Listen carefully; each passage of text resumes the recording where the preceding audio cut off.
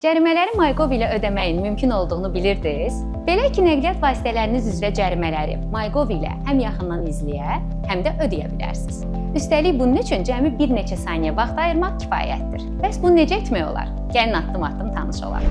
MyGov-a daxil olaraq məlumatların bölməsinə keçid edirsiniz.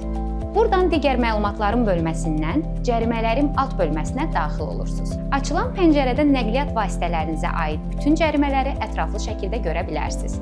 Hər bir cərimə üçün ayrıca ödəniş təyinatı, protokol nömrəsi, cərimə balı və ödəniş məbləği göstərilir.